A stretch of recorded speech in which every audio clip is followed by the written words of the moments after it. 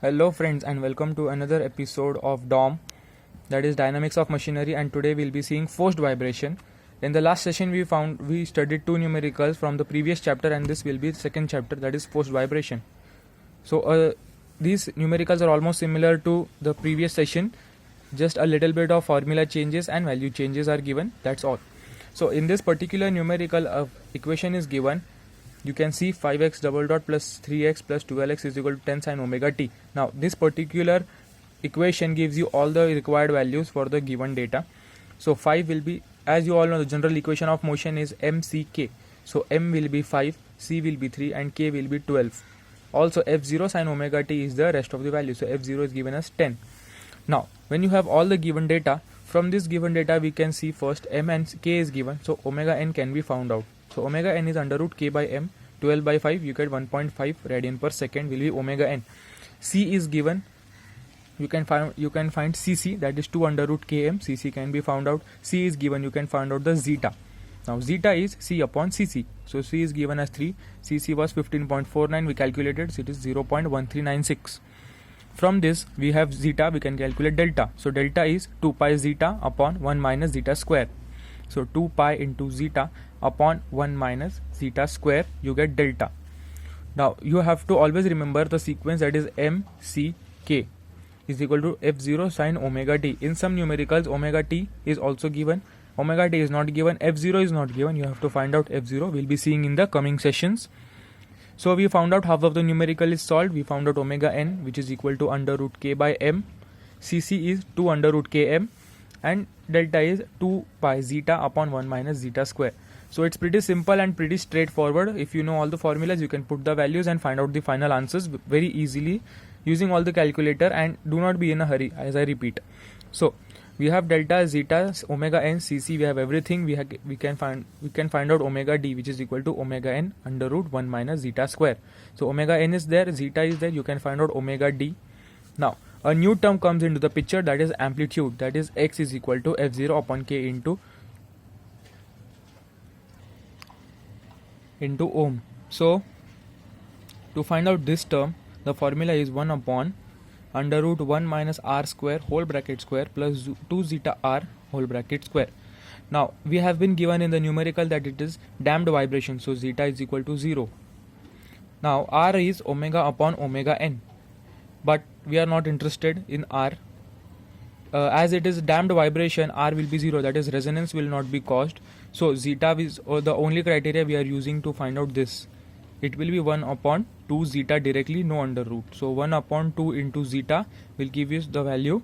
And now substituting all the values, we have f0 from the given equation, k we have found out, and this term is also found out. So x will be amplitude, that is in meter, 2.1522 meter. Now this is the same formula for transmissibility of force in the next session. Stay tuned, and I'll be posting all the videos of the dynamics of machinery. No need to worry, I'm there. So x is f0 upon k into this, and the final term will be 2.15 meter. So this numerical is done. Let's see the rest of it. We have been also told to find out the phase angle at resonance. At resonance, r is equal to 0. So tan phi is equal to 2 zeta r upon 1 minus r square.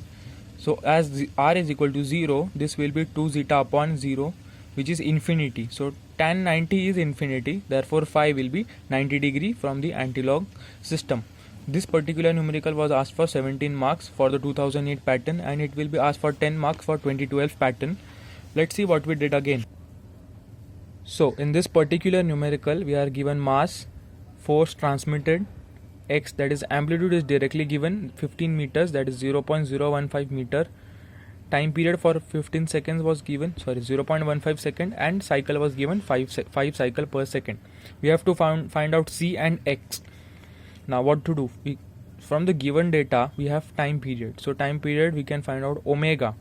Omega is 2 pi upon 0.15, so 41.88 radian per second.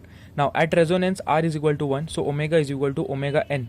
This is a standard formula, r is equal to 1, omega is equal to omega n.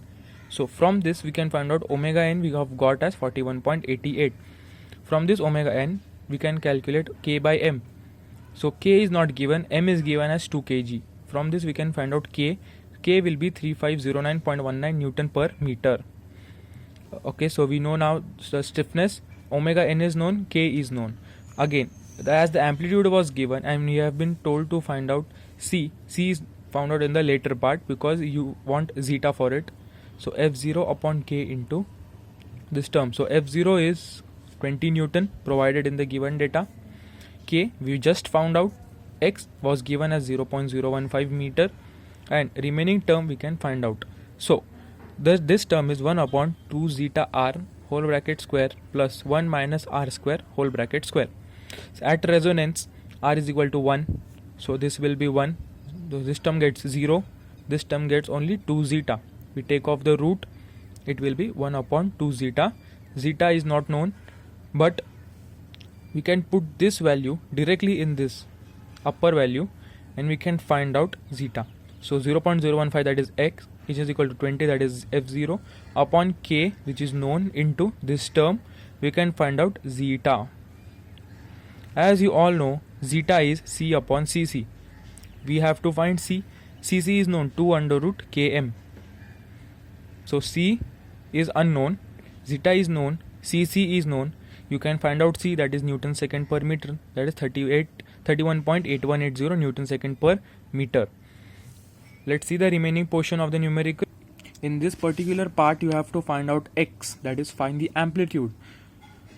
Now amplitude is not given, we have to find out X, but we have been given F, that is the cycle time, that is 5 cycle per second, if you remember from the given data. So we need to calculate R. For R we need omega.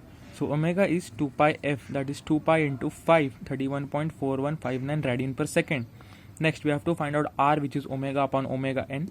We get a certain answer of 0.7499. Next, X is equal to F0 upon K into this term. So this term is 1 upon under root 1 minus R square whole bracket square plus 2 zeta R whole bracket square. And now zeta is 0.1899 from the previous answers. So you get a certain value of 1.9151. Putting all the values, you can easily find out the amplitude X, that is 20 upon 3509.19 into 1.9151. The answer is 0.01091. That is the amplitude for this particular number of cycles. Next we have to find out the amplitude when zeta is equal to 0, that is damping is not provided, it is free vibrations. So X is F0 upon K into this. So we have to again calculate this term particularly because zeta will be 0. So this term is eliminated, only this remaining term will be existing. So 1 minus R square whole bracket square, you will get 2.2849. Putting all the values in the equation again, you get X is equal to F0 upon K into this particular term. So X is 0.0130 meter. From this again, from your particular observation, you can see that the answers are almost similar, just a point difference is there. So this is the final answer in which you found out two amplitude when damping was provided, when damping was not provided, and you calculated all the other values. From these two sessions you must have understood that it all depends on the formula and the given data. The given data is provided clearly every time and you have to just substitute all the values in the formula and calculate step by step correctly. You will reach ultimately to your goal. So this is it for today's section. I hope to see you in my next video. Stay tuned, more of these are coming very often, and in the next session we'll be seeing the later part of this chapter and we'll be finishing this chapter very soon. So I hope to see you in my next video. Thank you and keep subscribing.